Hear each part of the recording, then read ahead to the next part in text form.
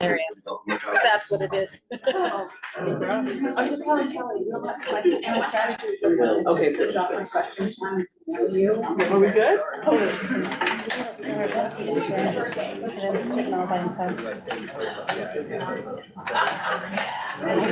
There he is.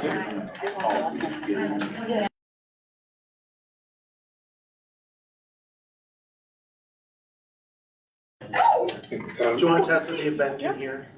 Hey, Ben, can you hear us? Can you hear us? I can hear you. I can't see you. Okay. Well, you're missing out. I can see you now. Thank you. Are we mic'd up? Yep. Okay. I call this meeting to order, and we will begin our Bangor School Committee regular meeting. We will jump right into recognitions. As Chair Austin, it's my pleasure. The Bangor School Department and the Bangor School Committee would like to recognize Marwa Hostin as a 2024 Mary Ann Hartman Award winner, named for the late Professor Mary Ann Hartman. This award honors the spirit, achievement, and zest for life that Hartman epitomized. This award recognized distinguished women in Maine and their accomplishments in the arts, politics, business, education, and community service. Congratulations, Chair Hostin.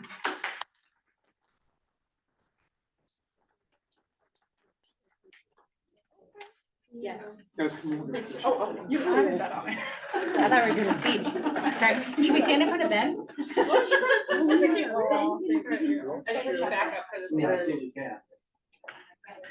Where is it? Yes.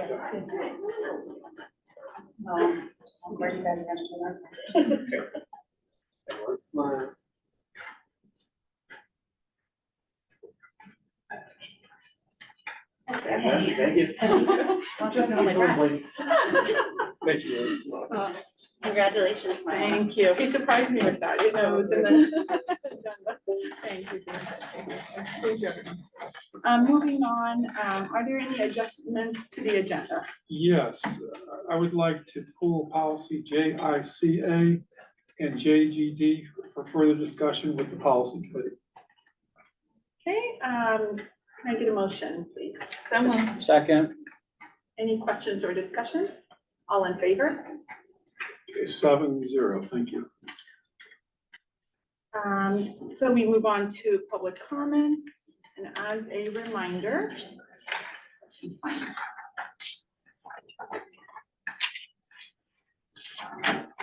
members of the public may address the school committee for up to 3 minutes on school and education matters. Public comments shall be directed to the school committee and be brief and not repetitive. The school committee's practice is not to respond or debate with speakers during the public comment period. We are here to listen. The superintendent or his staff will follow up on comments outside of the meeting as appropriate. The committee will not permit profanity or shouting and request that speakers be civil. Discussion of specific personnel or student matters and complaints concerning specific employees or students will not be allowed, but will be addressed through established policies and procedures. Before speaking, we encourage speakers to review School Committee Policy AC, which provides that the committee does not and will not discriminate nor tolerate discrimination against students or employees on the basis of membership in a protected class. Speakers who share comments contrary to this policy will not be allowed to continue, and we ask for individuals to state their name and place of residence. And do we have any public comments tonight? Okay, seeing none. We move on to superintendent's proposals and updates. We have action items, first reading of FY25 budget. Superintendent Tager. Yes, thank you. Business Director Jerry Heyman will present the first reading of FY25 budget. I'm recommending that you receive the first reading of the FY25 budget.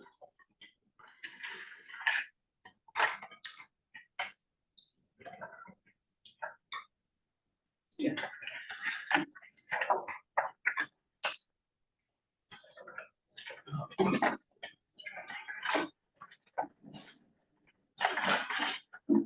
It's good that we had a lot of budget discussions already, but as Superintendent Tager said, this is to get the information read in detail on the record, to be considered, and there's 7 full days to make adjustments before the second reading. So that's the workshop. So this is literally hot off the press. It was hot when I walked out of the building. I left the photocopy running. I couldn't get all my copies. We made changes and we compiled it all afternoon long. So if you see some egregious spelling error or something, let us know and we'll fix it for the next reading. So this is the first, what we call the first reading. And go to the next slide. So this has been in every packet since I've been here. It's a look at Bangor against the state of Maine. The most recent completed data is fiscal 23. So it's a look back to last year. And it looks at this count categories the state requires all expenses to be presented. But it shows you Bangor spending compared to the state average. You can see, as always, we're way ahead in our regular instruction versus the state. We're about even in our special education, and so on and so forth. But it gives you a breakdown of how we're spending against the various categories that's required. And we'll get into every one of those in detail in a moment. Below that is the state tuition rate. So the state determines an elementary tuition rate and a secondary tuition rate for every school in Maine. And the average is stated there for you, and the city of Bangor is right underneath it. So we're a little cheaper than the average in the state of Maine. So this bar graph, for those who like graphs and colors, is the same numbers, state versus Bangor in fiscal 23, as we just looked at, but it's in a bar graph form. So you can see the Bangor's blue. So the state is orange, so it shows you the regular education out spending the state, special education almost even. Facilities, we spend a bit more. And down the line, student staff support, school administration, et cetera, all the way down to debt service and beyond. So for those who like graphs, that's presented for you. This one, you've seen both of our sessions so far. This is the revenue one. This is the exact same one you saw earlier, so I won't spend a lot of time on it. But it shows you how we're paying for our budget if it passed today with the amount that we discussed earlier for any additional cuts.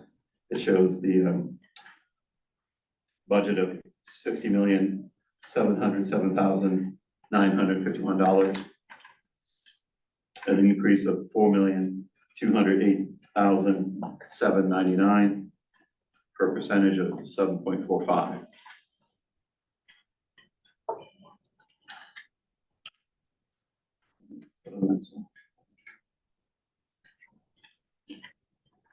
So in your packet, before I discuss this graph, the page 4, and goes back, and if you were curious about any one of the revenue line items, if you notice off to the right, they're numbered 1 through 21. If you're wondering the source of the funds and the explanation or the definition didn't quite make sense, this one in your packet gives you a little more detail on where the funds come from. So I wanted to point that out. So go back.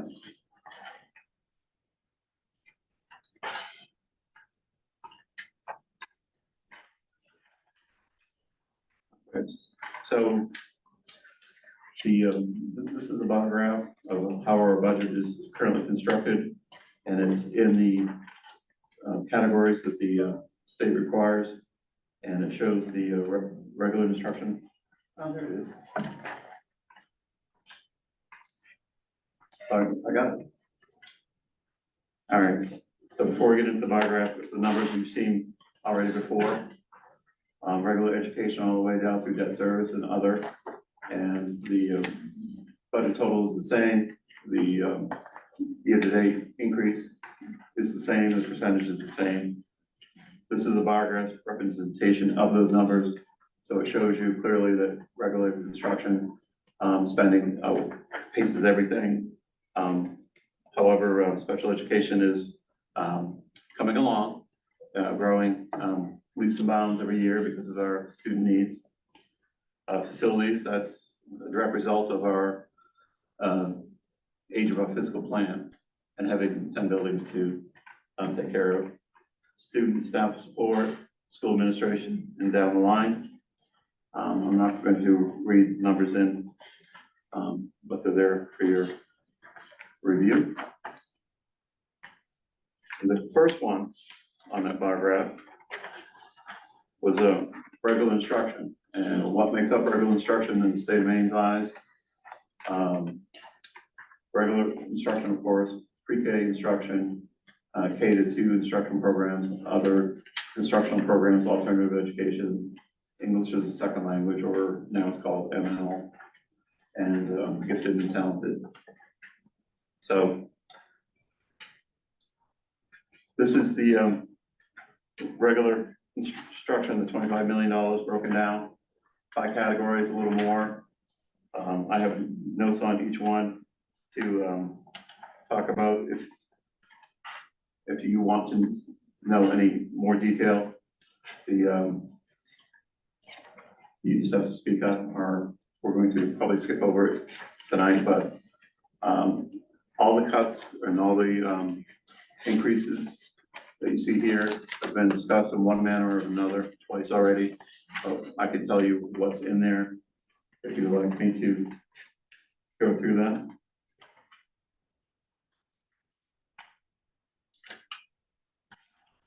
Hearing nothing, I'll move on.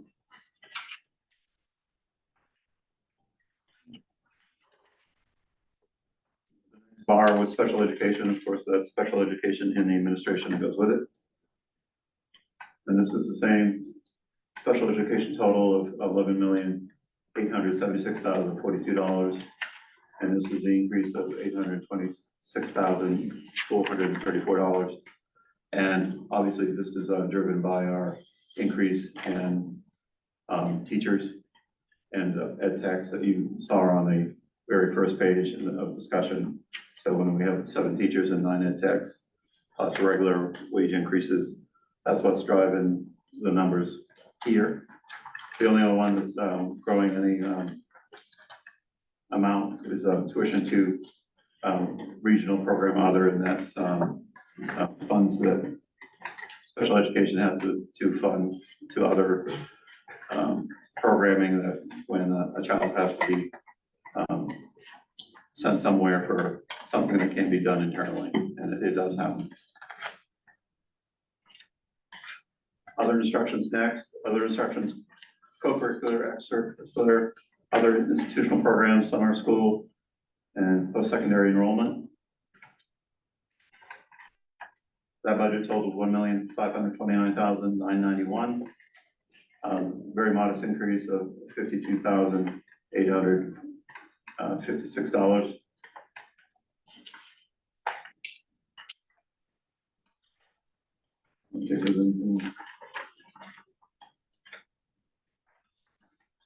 Once again, if you want me to go through all the changes, I will. The next bar was student staff support. That's guidance, library, health services, instructional technology, other student support services, student assessment, improvement instruction, instructional staff training, and other staff support services. At a budget of $5,649,365, the increase was $543,214.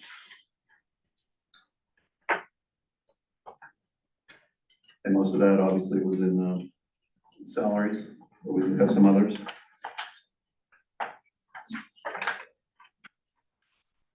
Here, may I ask a quick question? Absolutely. Just for clarification, I saw that in regular instruction, the purchased services was the highest increase. Additionally, that's here for student and staff support. Can you remind me what that entails, purchase services. If I can find my notes, I will do so. Thank you.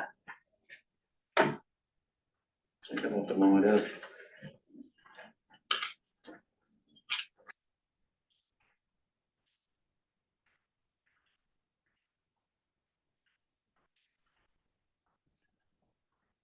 I have too many papers, is my problem. Maybe it's asking what purchase services are. Right, yeah, Okay, that's my exactly. question, like what falls into that bucket? What is purchase Oh. services? For sure. A purchase service is when you're buying, services with another company to do some, construction or anything that's, your everyday type of a repair or improvement. They do break out, professional services, purchase professional services, which is a different line. And that gets into, somebody with some sort of higher level of delivery, like an engineer or somebody like that. So, So these are specific programs that an instructor and staff might use, or, it's not finding the notes. I'm sorry. It's all right. Probably on my desk.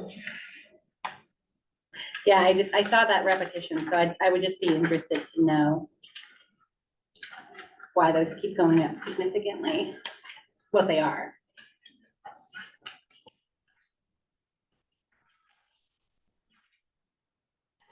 I have two lists of the, divisions. One moment. Sorry, Jared. It's probably sitting right over here.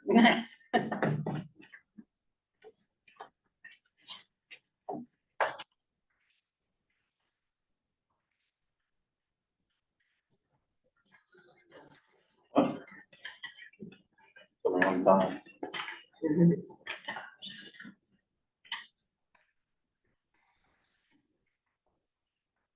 You said it was on. So I noticed it first on page 10, under the regular instruction. Sure. The purchase services was an increase of 205%, and then it's again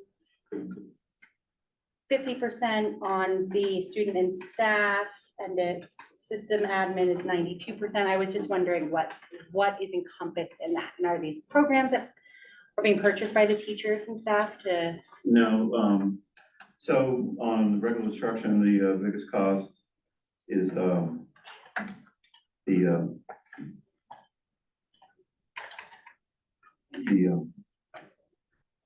where is it?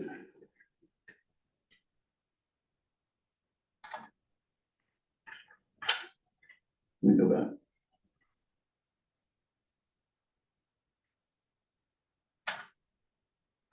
Yeah, and it was there, Is it there? the third one down. The 174,000. Mm-hmm. Thank you. So when we do things like, I have it listed here, we're replacing carpeting in hallways with tile. We're hiring a company to come in and do that. Or if we're doing abatement of tile or anything like that, any service a company is providing to a school, it's not education specific, it's not teaching you science, but it's improving the school in some way. Okay, So that's what's going on with purchase service. okay.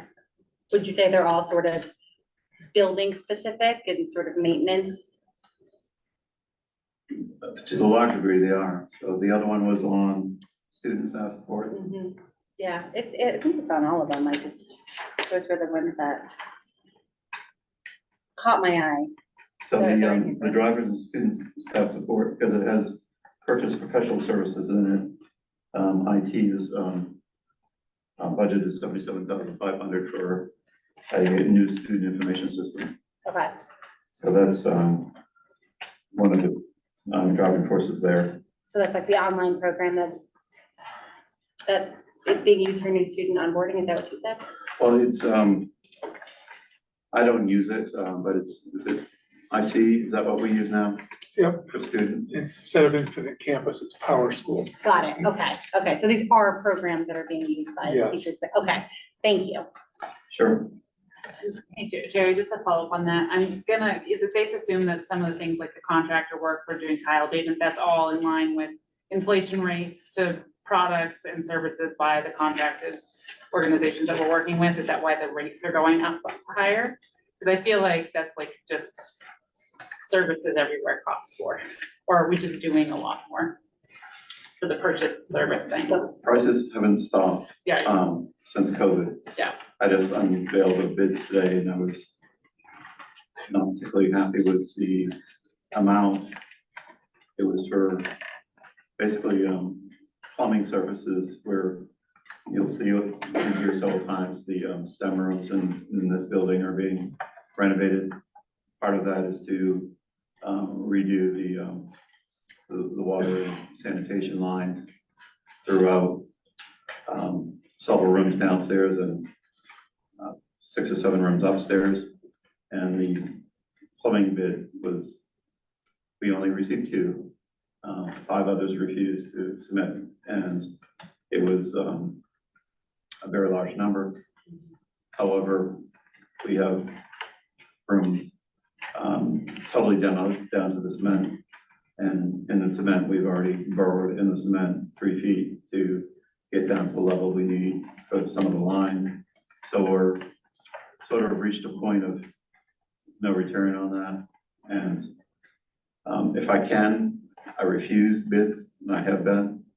For instance, it's not something you vote on, but it's something that schools very much part of is the Bangor Regional Program. We have a fiscal agent for them. They have that tower that's out by the airport. We removed the asbestos last year, and we got a preliminary quote of about $100,000 to take the tower down and to even it off, put a roof on it so we could use it later at about 15 feet of the tower, if you will, for air handling units. And that 100,000 turned into the small bid at over 400,000. So we just said no. And that's the type of thing I'm seeing continuously. I don't know when it's gonna change. I knew when I was gonna stop because we won't be able to afford it with our operating budget. Because if we get those type of prices, they're not gonna fit into our budget. I did fit STEM room 2 in the loading dock, and look what it's doing to our budget this year. Everybody has those needs, so it's gonna turn into something that has to be done through debt service. And you also would vote on that, and debt service would come back at you for 20 years, with principal and interest. That'd probably be the only way if these prices don't level off at least. Thank you.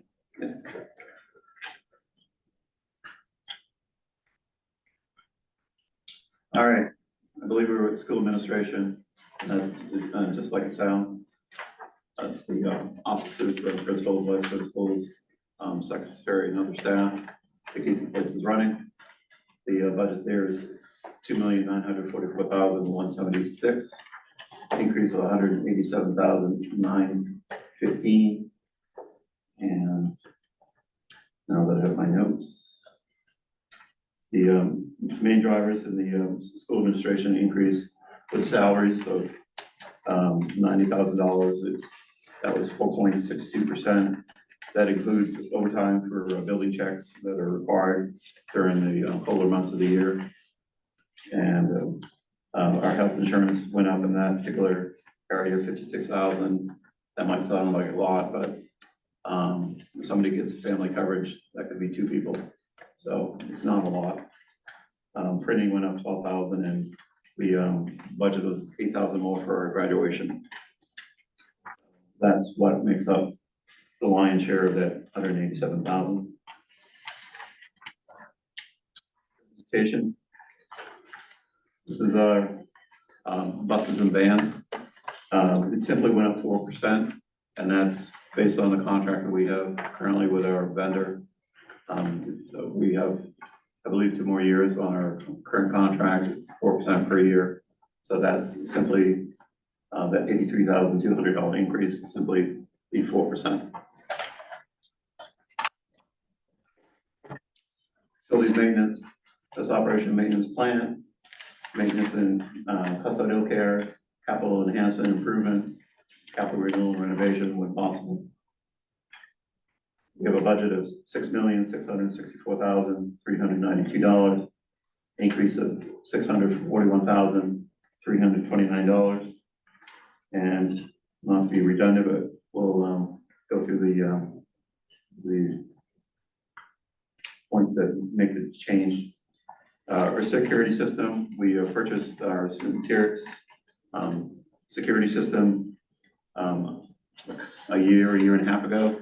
We're paying 20% this year, 20% next year, and then we'll have a couple of years off before we have to renew the contract. So this is simply, the $85,000 is simply the 20% of the contract. I built in $50,000 in contingency funds. Every school should have a contingency fund, a modest one. We actually got so stingy with our budget last year, we stripped out some of the numbers and got it down to 0. So my $50,000 is just taking those schools and putting it back, if you will. $150,000 for the Bangor loading dock out back. It's not a compliance, plus we need to prepare space for the food services outdoor freezer. You've heard me say that before. The Dowdy School, we are landscaping. If you have a look at the ball fields, it kind of sits down and there's a hill on 2 sides of it all the way around. It's a lot of land, and it attracts some homeless, attracts some drug use, the principals and vice principals spend a lot of time collecting needles. There's people in the woods living. We last year we did the hill between Dowdy and Vine Street. We stripped it down, cut some trees that were worth saving, trimmed them up for sightline. We planted over 300, I'm gonna forget the name. It's a bush that will spread out. It's sappy and prickly, and it won't allow somebody to live in there because it's not high enough, and it's a terrible place to be in once they start growing and spreading. And it took us from the Fifth Street side all the way to the batting cage for baseball. Now we're going to try to go around the corner and go as far as we can, knowing we won't get nearly all the way, but we'll do another chunk. So we have 50,000 in there for that, and it is truly a safety issue. And I budgeted, as you saw before, 400,000 for the Bangor High STEM room phase 2.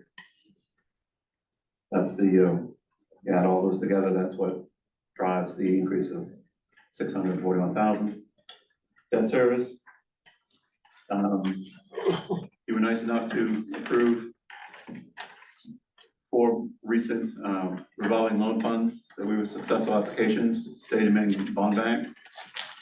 They will require payment, straight line 10%, 10% of the outstanding balance, but it still requires payment.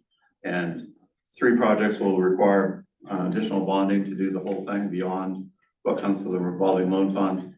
I've asked the city to get in on their agenda. I have not heard yet. They're really busy with audit this time of year, and as we are as well.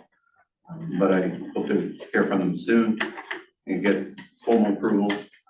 Technically, it's the city's debt. They are more than gracious to pass on the payments every year to us, the school, and this is what you see here. So I increased it 200,000, anticipating those debt service coming on. All other expenses in school lunch. This is a very small budget. We do a small food service transfer, and it has some other costs in it, but not much at all. The biggest expense there, besides a few salaries for 76,000, 75,000, is every year we transfer $25,000 to the food service program. That's been steady for years and years, and the net change is only around, basically it's negative $1,000, so it's very small, but it's everything else that won't fit in to one of the previously state categories. There's definitions and coding that will go with every expense, and this is what falls outside of that. So, sure. Are we worried about there not being a contingency on this one? What? You mentioned earlier that you've been not doing contingencies in some cases, and I see here we're at 0. I just was wondering if there was a concern with that. This isn't hooked to a school, Okay. so the 50,000 you saw earlier will reestablish the contingencies that were brought down to 0 or were too low. So all of the smaller schools will have the same level of contingency, and there's a slightly bigger one for Bangor High. Okay, great. I can do a report and give it to the committee if that's what everybody would like to see. If something goes haywire, we have a small window to do, have some flexibility to do something. So, well, we'll see. At Abraham Lincoln, we had a pump in the circulator room go the other day, and caused cancellation of school. The pump went. If we had no other funds, we could dip into the contingency to replace it. Something like that. Thanks. These are the numbers you've seen before for the divisions. This is the way we see the numbers every month when I present financials. Once again, the same total, same budget is 60,707,951. Same amount increase, same percentage. We've seen this twice now. This one's interesting, and I know it's hard to see on the screen, but it's in your packet. Somebody brought up a question, and I was going to jump in and said, wait a couple minutes because you're going to see it. This is this particular one. There's 2 rows. The one on the left is what the state gives to the school to support programming, and you can see this year it went up $572,000, and we've talked about that number on the revenue sheet earlier a couple times already. The one on the left, this is what we have to fund through our local share, if you will. Basically, it's taxpayers, if you will. And you can see the green, that's the every time the amount asked of the taxpayers goes up. The red is a couple times when it went down or it was 0. You can see the ups. There is one there for 1.9 million, but usually it's around $1 million or et cetera. But look at this year. It's 3,600,000. That number is much larger than anything in many years of history there. I'm not saying it's not needed, I'm just saying the number's larger. So I just want you to be aware of that. So that number was also on the revenue sheet that we saw earlier. We've seen at our early meeting and last week. So if nothing else changed in the budget, we would go to the city with our increase asking for an additional $3,635,897. I know we're going to tweak that number a little bit, but it's still going to be a fairly large number when we're done. So I wanted you to kind of be aware this is a lot of year look back, if you will. Yeah, I'm curious on the state revenue side. So 572,902, you have to go all the way back to 2017, or I'll put it this way, from 2018 to 2024, we had larger increases than we, do we have any idea why? We do not. It's always a 2-year look back, so it's not even considering current year information. That's going to be next year and the year after. So The state has 6 pages on the ED 279. They crank and dissect every possible aspect of school, determine what you should be doing for student-teacher ratios, et cetera. They look at the types of students, the type of special ed, everything you're doing, including transportation, everything, and come up with a number. So, and this is also obviously affected by the state's budget. So we've had a pretty good string of state budgets lately. Post-COVID, it's been going up, et cetera.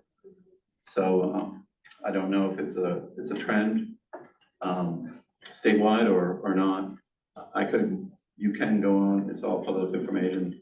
You can see every school district in the state of Maine any year, multiple years back. You can do analysis on anything you want. But I don't know the reason it's only 572 and not, $1 million or $1.5 million, which would be nice. What we've enjoyed over the last few years is pretty much enough to cover normal raises and step adjustments. So we've had to simply focus in on our other spending, if you will. Now it's not even approaching our normal raises and adjustments. So it even adds to that other need, local appropriation. Thank you. Okay.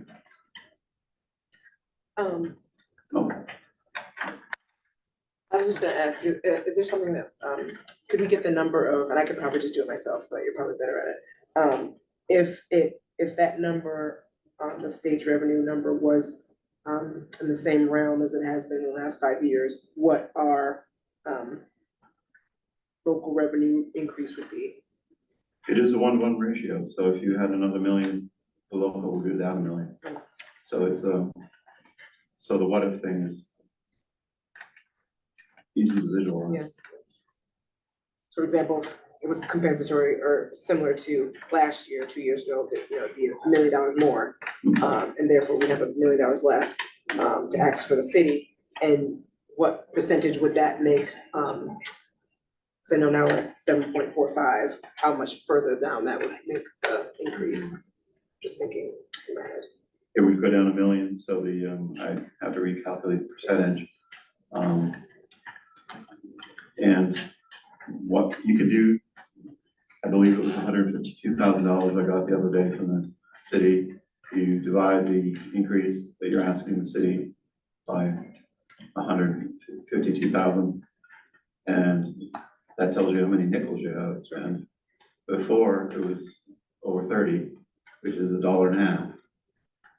So less now. I haven't recalculated it, but you can, every 152,000 of an increase is worth a nickel on a mill rate.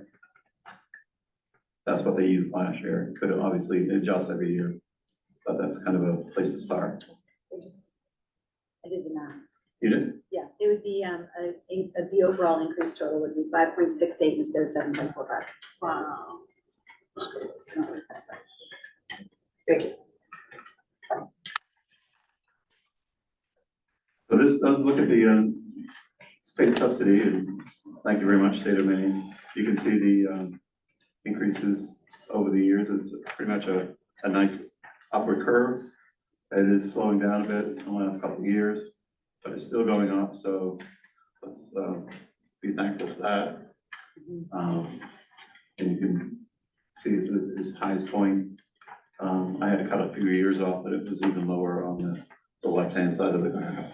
So we're at an all-time high of state support. This is the piece that's a little troubling. It's looking at that state subsidy as a percentage of our budget. And it was going up nicely, but you can see the last 2 years is dipping, so which means our current spending over the last 2 years is outpacing the amount being increased from the state of Maine. So that's fine if you want to raise it to taxes, if you will. But that's what's happening, that's why you got the dip at the top. And I don't know if this graph is, table is useful or not.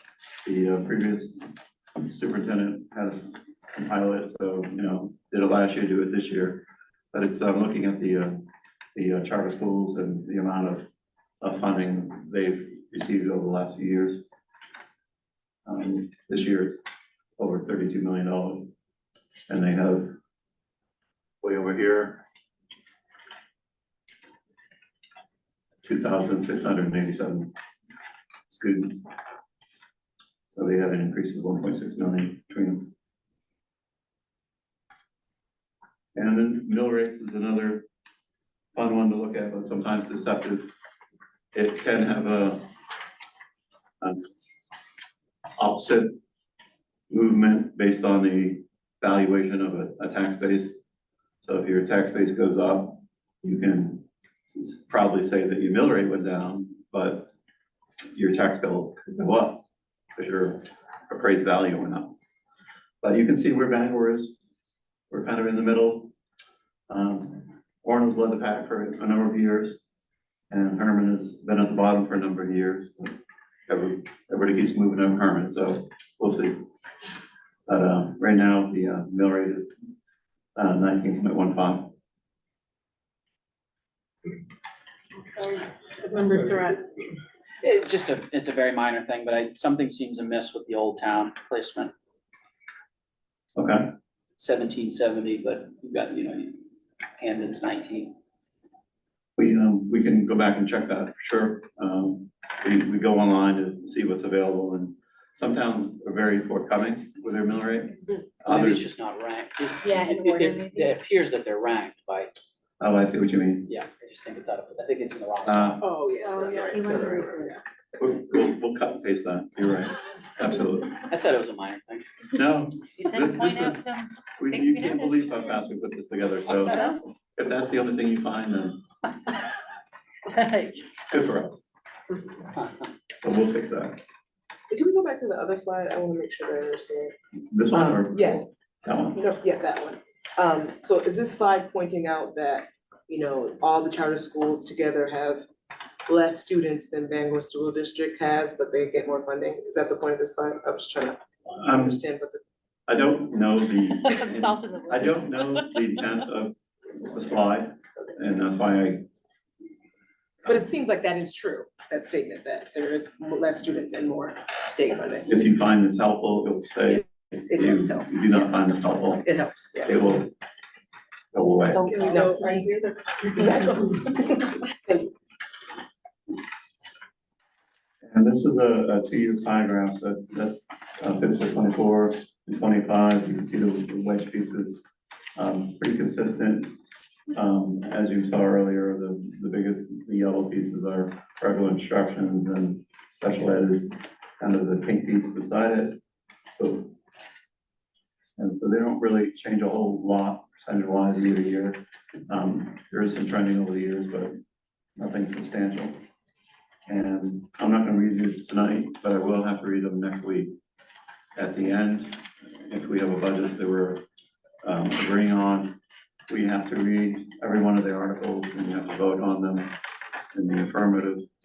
And one of them is the overall budget towards the very end, Article 11. And the other piece is the state wants to make sure that you, and I have to read them right down to the dollar, and you voted on every one of those in accordance with your wishes. And there's 2 extra ones that aren't part of your budget that we're scrapping over funding solutions for, but they are part of sort of Bangor, the city of Bangor, and the school support. Every year we support our adult education, which is its own entity, if you will. So we raise an additional, besides what we're asking the city for, $245,000. And the same with UTC, we're one of the sending districts, and our portion of the local share, which local share is $60,847, is the same as it was last year. It's $18,023. And that will have to be generated from taxpayers to help fund UTC. So that's one of the things you'll be asked to vote on next week. And that's it. The last thing in your packet that is not on the slide is a 20-something page 5-year capital plan from our engineering firm. They worked with us to put together the plan. There's a lot of good information there, and eventually it goes school by school. It shows you the needs that have been identified and the sometimes daunting dollars that go with them for the different projects. And we try as best we can to tick off some of them. But the list keeps repopulating itself, so it's kind of a self-defeating type thing, but very necessary to keep your eye on the ball. And they do rank it by P1, which is immediate, and P2, 2 years, and so on and so forth. But it's an interesting look. It is there for your reading. It is part of the official package that will be voted on next week. You don't have to go item by item tonight, but do you want to approve the first reading or vote on that? I need the first reading to be read in, Okay. and it's like reading the first reading of a policy. We kind of get it approved and on the slate, and if people want to discuss it and change it, we have an opportunity. And same with the budget. If you have ideas, we've already floated a couple we're gonna look into for the next reading, and if there's more, we'll do more and tweak all the numbers, put the packet together, hopefully not the hour before the meeting, so we can get it out to you. That's why I was trying to stress that we need a couple of days. It's not magic. It starts in Excel, and it goes to PDFs and PowerPoint. It's horrendous, but we get it done. So I do need it read in. I'm recommending you receive the first reading of the FY25 budget. Can I get a motion, please? So moved. Second. All in favor? 7-0, thank you. Thank you very much. Thanks so much. Thank you, Gary. Thank you. So give ideas, let Superintendent Tager know or myself, and we'll do this all again in a little more detail next Wednesday. And maybe then we're done for another year. Okay, moving on to informational items. We have Title IX federal law. Thank you, Chair. Coordinator DEIB, Title IX and Affirmative Action, Dana Carver-Byler will present a Title IX and Affirmative Action update. She will also cover federal law regarding Title IX.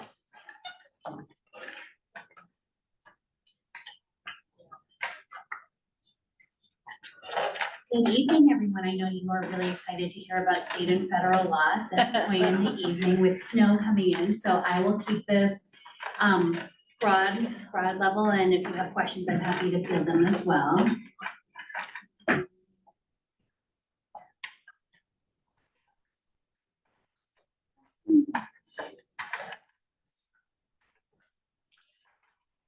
Perfect. So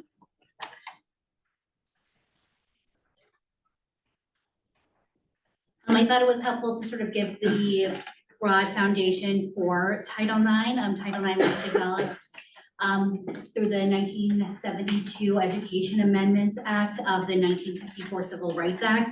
The critical sentence of that initially very long document that is now very, very long is this quote right here. So quote, no person in the United States shall on the basis of sex be excluded from participation in, be denied benefits of, or be subjected to discrimination under any education program or activity receiving federal financial assistance, AKA public education. So that's how we found ourselves here.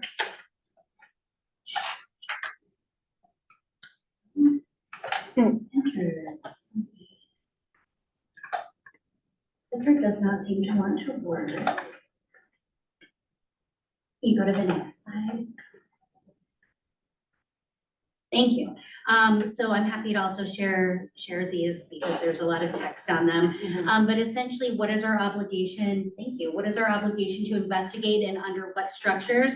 So in addition to folks sitting behind me, Superintendent Tager, and all of you. My boss is the Office for Civil Rights, AKA OCR. That's the federal oversight for all of this work. And on a state level, the Maine Human Rights Commission oversees this work. Essentially, all of our Title IX and affirmative action work is encompassed within policy AC. I'll make the differentiation between the two in a moment. But OCR directs us through the Department of Education to follow guidelines, both in terms of process, policy, and procedure and prevention, a lot of keys there. And these directives are mirrored again on the state level and tells us a few things. So students, families, employees can file complaints, again, to either the state or federal entities. Typical procedure is if a complaint makes its way to one of those entities, the first stop would be either of those entities reaching out to the superintendent's office or the me in a district and saying, hey, what went on, what was done or not done, and deferring to policy and procedure. And ideally, it was followed to the T. And if not, then they can provide other things like oversight, investigation, technical assistance, or mandated assistance. There are also through case law that evolved through Office for Civil Rights. We don't, a lot of these things are probably intuitive at this point, but through some of these case law examples, we know that complainants can seek monetary damages or file suit against schools. That was through a 1992 decision. Institutions have to have actual notice, so be put on notice.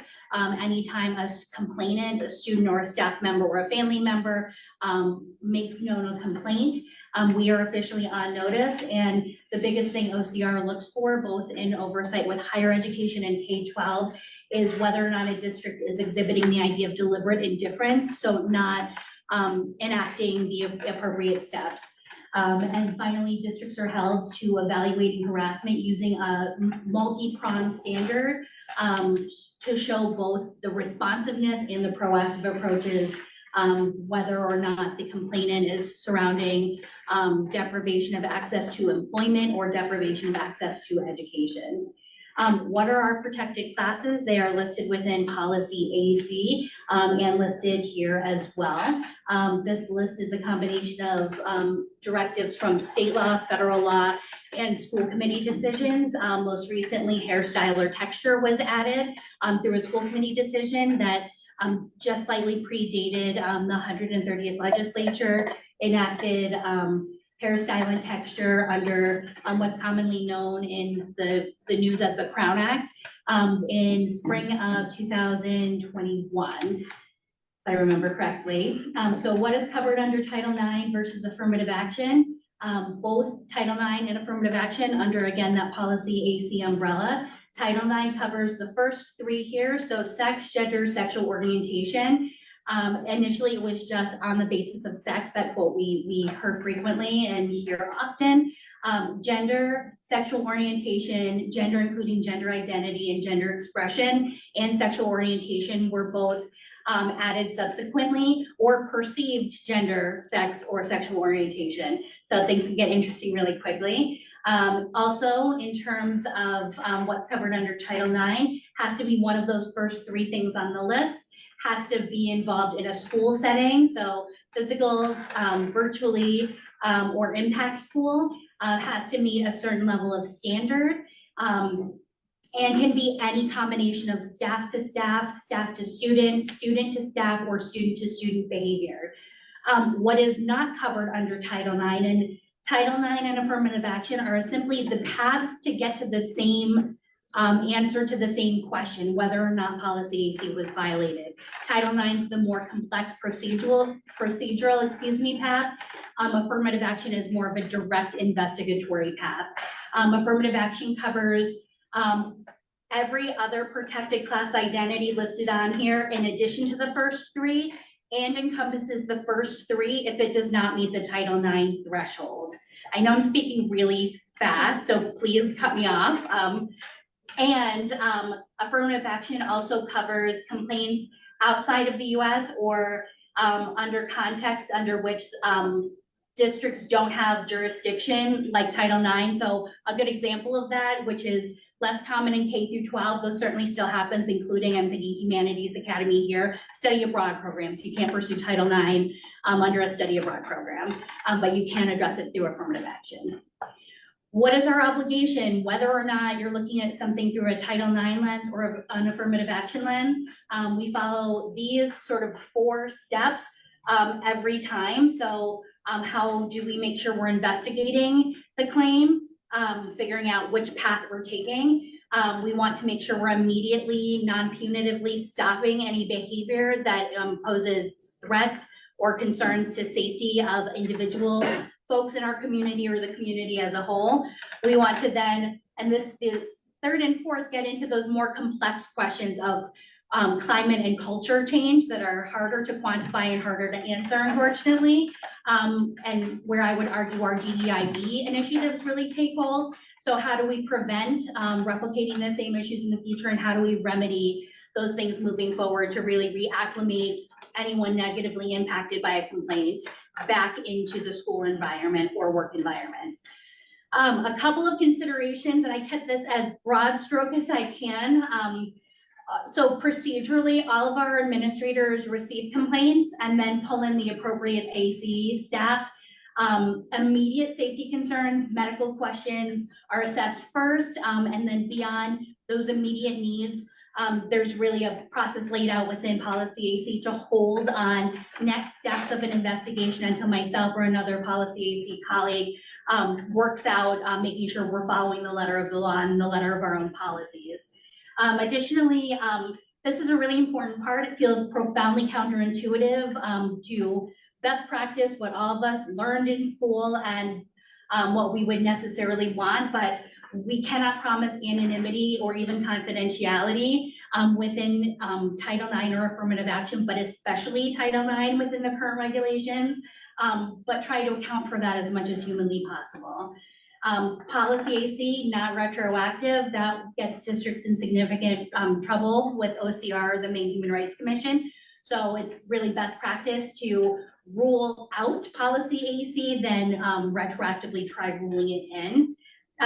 To encourage a climate of reporting, and I understand reporting concerns comes with a lot of interpersonal, internalized through structure level implications, but to really put an emphasis on the importance of reporting.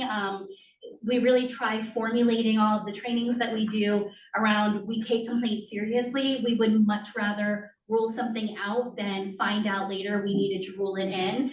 To this end, and I copied this quote directly from a training that I've done frequently. We tell staff repeatedly, you're not responsible for assessing behavior or allegations, facilitating an investigation, or the potential outcomes.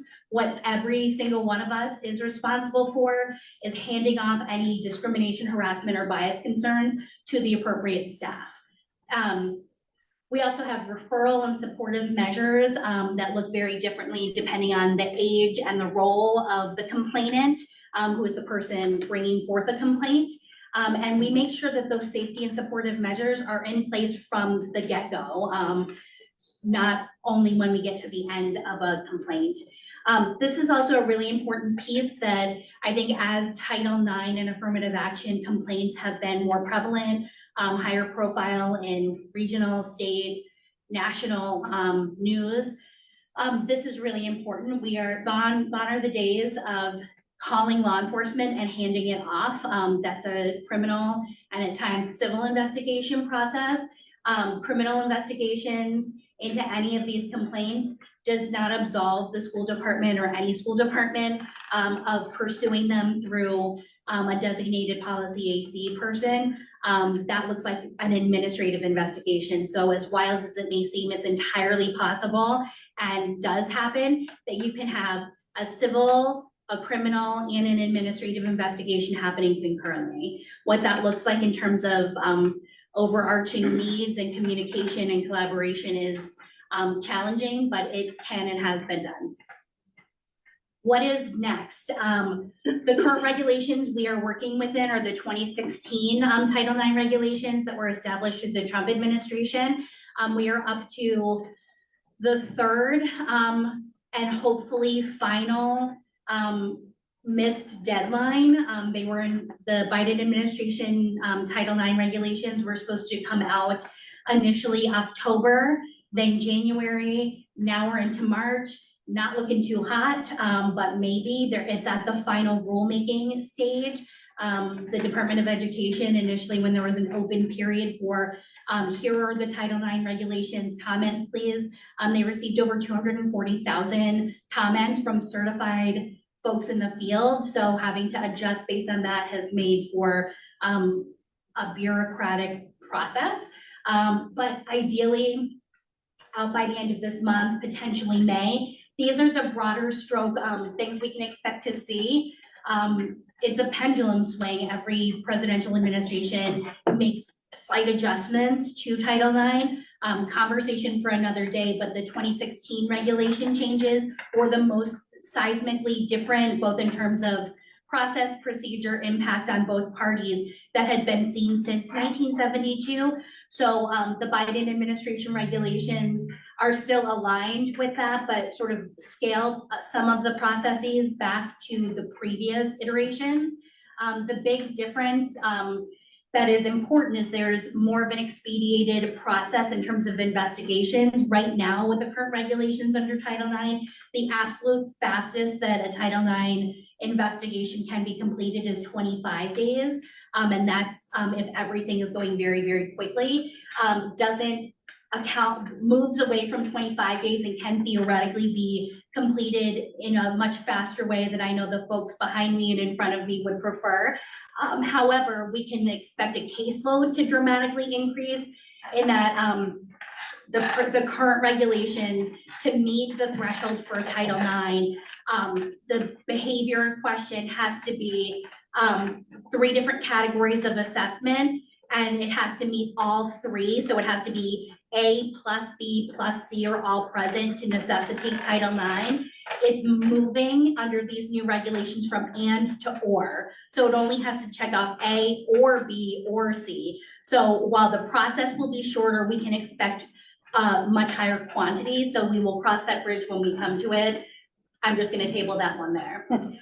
In terms of other things that I think we can see, we are seeing locally, through regionally, through nationally and globally, ongoing understanding of Title IX, how it interfaces with our understanding of sex and gender and discrimination as a whole, particularly around how Title IX addresses and supports our transgender and non-binary students. The most common realm we see this come up is student athletes.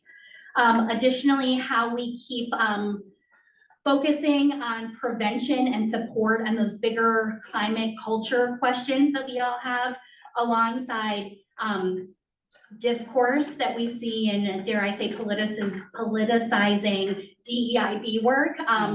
Figuring how that balance looks within public education is an ongoing conversation. Also, more broadly, we know, like every other corner of the United States, our demographics are changing in Maine and regionally and nationally. So with all and every protected class, how we're tweaking our practice to really create that culture of inclusion and belonging. And finally, how are we taking all of this stuff I just talked about and communicating it effectively to all of our stakeholders, our parents, our caregivers, our students at every age level, the public at large. And this is complex, tough stuff that I would never say I'm an expert in, but just keeping a pulse on it is a full-time endeavor. So that is generally what I had planned. These are the designated folks that I work with alongside our assistant superintendent and our superintendent on policy AC. I am sort of the first round for Title IX district-wide, and then cover affirmative action grades 9 through 12. 14th Street Principal Christy Lord covers affirmative action pre-K to 8, and then other trained folks that can fill different roles, including investigation roles for Title IX. Our Assistant Director of People Services, Michelle Gangelfinger, Abe Lincoln, Principal Shannon Shaw, and Vine Street Principal Deb Sweat. So those are folks that generally those are the designated roles, but we have the flexibility of recusal or figuring out who's the best configuration for different investigation meetings. Woo, so that's what I got. I'm happy to answer any questions or we can move on. I hope that was helpful. I feel like I just spoke a million miles a minute, so my apologies. Member O'Carey. Question, if you have an idea of how many investigations the districts is in an average year? I don't have those numbers in front of me. I think, and it's interesting because this is now my 3.5-ish year mark, so my 4th academic year, districts, because I've wanted to compare. There's no national reporting like Cleary reports or the equivalent in higher education. I would love to know that. I should and would like to look at my own trends. It's really tough to say though, because the emphasis both public facing and internally on this type of work and the presence of my role, I would think led to an increase in reporting, which is, that's a good thing. The trainings have consistently said, for all of the accreditation trainings I've gone through, your biggest concern and your biggest red flag is a school you hear nothing from, not a school that there's like 15 reports a day. And I'm thrilled to report, I don't think I've ever had 15 reports a day. Quick question, because Sure. we've seen this in the local news about bathrooms Sure. and so forth. Can you touch on that? Sure, bathrooms in terms of what specifically?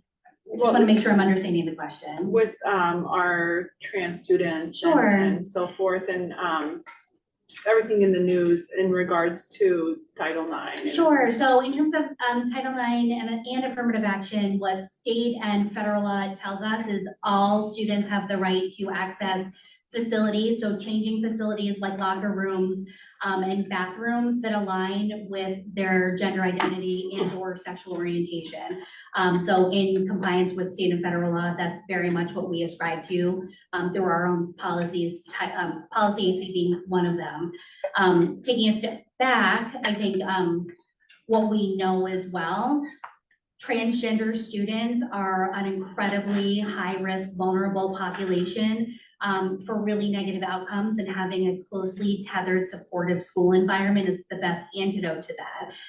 National research also tells us, not to layer all of this, but I think it tells a really interesting narrative when woven together, that feeling safe and comfortable and able to access bathrooms is of utmost concern for our LGBTQ students, especially our transgender and non-binary students. So what we know from state, federal law and case law, including a case that went to the Supreme Court in a neighboring district about 11 years ago now, holy moly, that students cannot be relegated, any student cannot be relegated to a single stall, single use bathroom.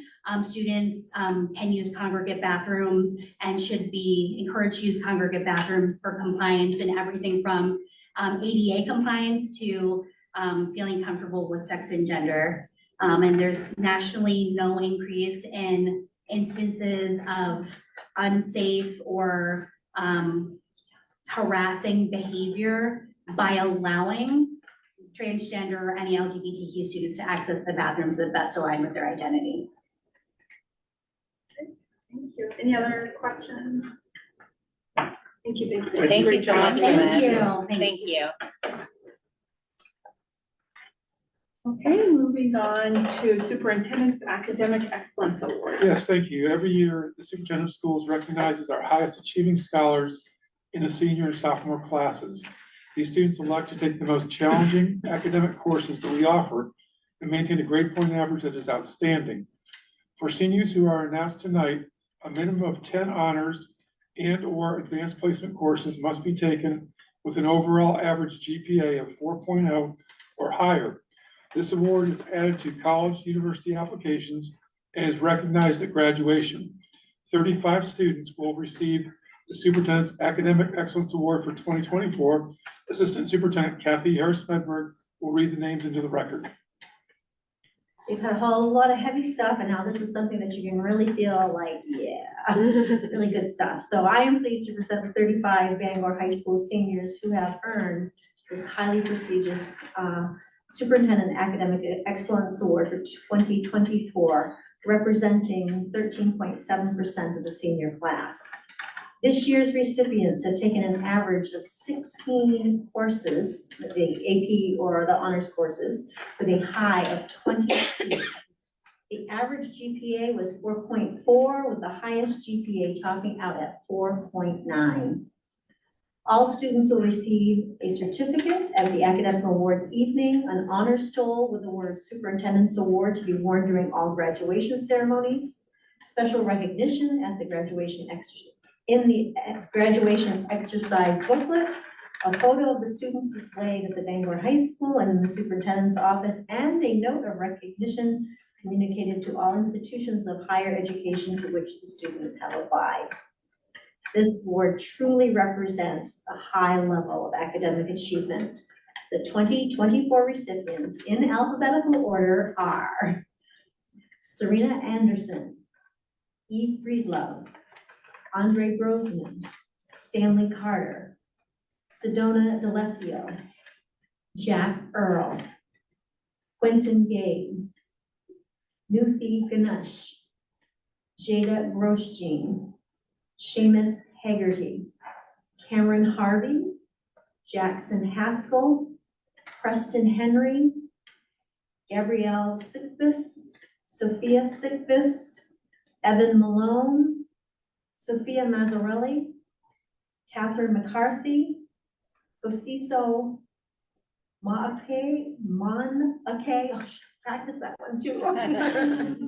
Osiso Monake, Olivia Nagel, Christopher Nichols, Grace O'Brien, Amelia Quinn, Miles Randall, Annie Roberts, Jasmine Roy, Luke Socher, Timothy Shook, Chase Smith, George Sokolow, Allison St. Peter, Olivia Swartz, Callie Tennant, Amanda Tomlinson, and Richard Trock.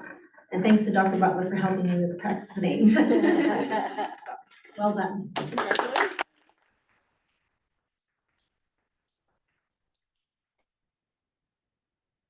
Moving on to report of resignation, Superintendent Taker. Chair, I'm reporting the following resignations for the 24-25 school year. John Candelosi, science teacher, Bangor High School.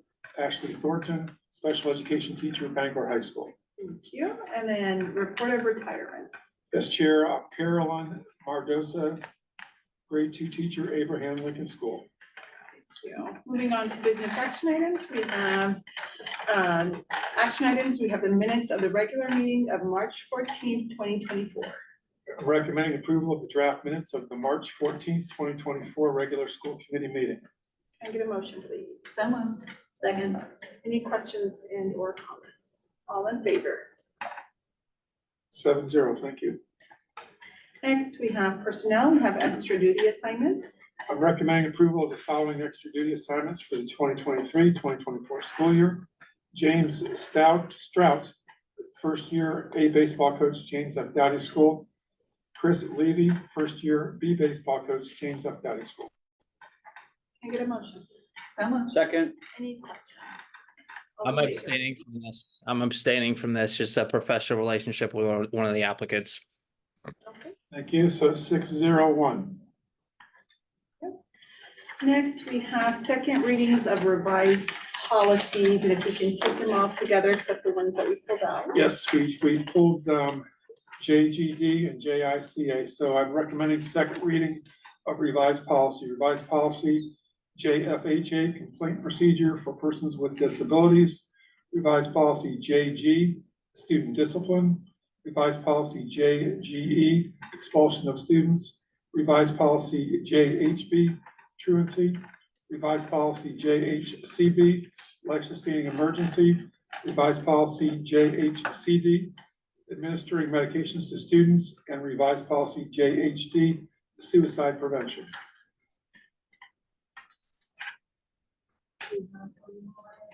That one's a scratch, yeah. Oh, is that which one? Okay.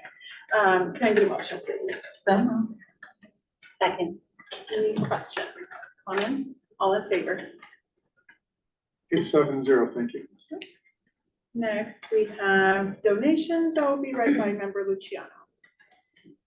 to the 14th Street School from Texas Roadhouse. Free kids meal ticket, it's adult entree purchase, having a total dollar value of $1,280. Is this on? Can I get a motion, please? Ben has a question. Oh, sorry, Ben. Go ahead. Member Thanks. Sprague. I feel like I've been grumpy lately, so I apologize to the group, but I do not understand this donation and I'm not going to vote for it on principle because I don't think it's a donation. I think it's a advertisement. I think it's well intentioned and I don't want to disparage the people that made it, but this is not an acceptable thing, in my opinion, to go home. A free kids meal with the purchase of an adult entree is a coupon. And I don't think it matters because I think this already came home because my kids got it on a National Nutrition Month flyer, which was even more galling that that's what it came home on because the folders are really crucial. The parents look through the folders and that coupon coming home on the nutrition flyer could be definitely perceived as a school department endorsement and to connect it with National Nutrition Month. And again, I don't have anything against this restaurant, but it's not an appropriate donation. So I'm going to vote against it. And I think we have to review what goes in the folders because I think for a long time, we didn't allow anything in the folders. Like the school department, before most of us were on here, and that wasn't the correct policy. There's worthwhile things that should go home in the folders. But now it seems like there's a lot coming home in the folders, some of which could be blended into corporatism a little bit. And our kids are just really impressionable. And I don't think this is an appropriate use of the folders. So if any businesses out there want to support the nutritional well-being of the students for National Nutrition Month, they could be more than welcome to make a cash donation to buy actual fruits and veggies for our breakfast or lunch programs. But this is not a donation in my mind, so I'm not going to vote for it. Member Surratt. It's an interesting point. Is there any sort of vetting process that goes into looking at donations? There is, and we can take a look at this one specifically and all, but yes. Thank you. Do we want to wait on this one and discuss it, or are folks ready to, what do you think, Member O'Carey? And I just glanced by that, and it didn't, I don't have any children that go to 14th Street School, so I didn't see the coupon come home. But Member Sprague's point is well taken. I mean, it does sound like a coupon. I have a question. If it's not voted on unanimously, or if people vote no, what happens? Yeah. To Texas Roadhouse. Because I don't know. Yeah, because if it's already sent to. Yeah. I have to follow up on that for you. Yeah. I think you can vote on it. I don't Yeah, know you why. could definitely vote on Yes. it. Yeah. I don't think I need any more information. Okay, so, first, did I do a? We didn't do a motion yet. Can I get a motion, please? So moved. Okay, Second. okay, any other questions or comments? No, all in favor? Against it? Okay, 0-7, thank you. Next, we move on to committee updates. Do we have any comments and or general questions from the committee? Okay, seeing none, we're gonna move on. Oh, I do have a comment. Sorry. Right, go ahead. I'm glad I got that thing out of my system because I can be more positive now. But I just wanted to acknowledge, I think this is the accepted as the 4-year anniversary of when the country really got shut down at the beginning of the pandemic. And I just always am reminded of how well the Bangor School Department did through that. And it was a testament to the school committee at the time and the staff, but we kept school going mostly for 5 days a week. It was extraordinary effort by our teachers and administrators and other staff. And we were the envy of the entire region for keeping it going. And I get deja vu sometimes this time of year thinking about the way the world is and has been, but that was an incredible effort. And I just wanted to mention that on the 4-year anniversary here. Those are difficult days, so yes, I agree. Member Sprague, thank you for that. Other questions, comments? Okay, representatives' reports, do we have any tonight? Okay, seeing none, we will move to student committee member updates. Member Crespo. Thank you. The Bangor High School Drama Club is putting on Anastasia tomorrow and Friday at 7, and they're doing a Saturday matinee at 2. The talent show is on April 5th.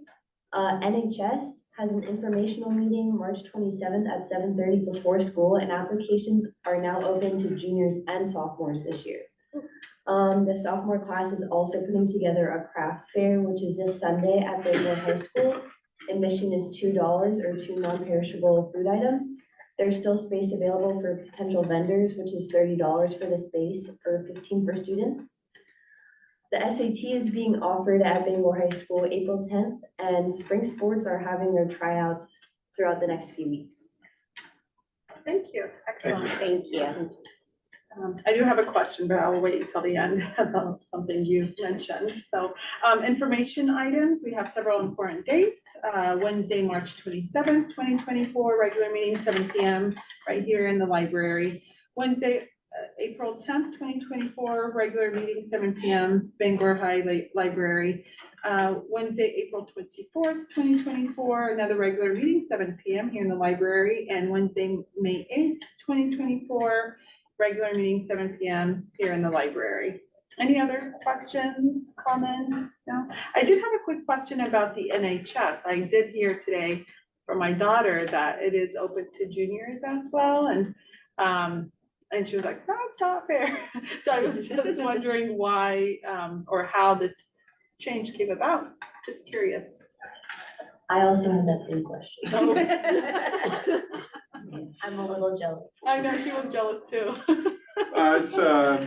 So we have a new leadership of NHS, Jamie Jarvis and Jane Venturelli, involved as faculty members for a number of years, had whispered in my ear about this question, which is NHS induction earlier, and ultimately convinced me that it was a good idea, recognizing that there'd be some that, so the idea is, it's anytime you formally recognize achievement and exercise your charter, that's a good thing. And some students are in position through the service, character, leadership evidence to have that done earlier. And we're moving ahead with that. Like I said, it's something that's in place through other chartered schools. I don't know the exact breakdown, but it's not a Johnny-come-lately discussion. It's something that has been whispered about and then formalized and acted upon. So I think it's a great idea. I know a lot of other schools have the junior and senior, so I think it's great for participation. exactly, Yeah. it's a great incentive to our students. sure. So, yeah, thank you. Thank you. Any additional questions, comments? Okay, adjournment. Can I get a motion, please? So moved. Second. All in favor? Thank you. You all so much. Thank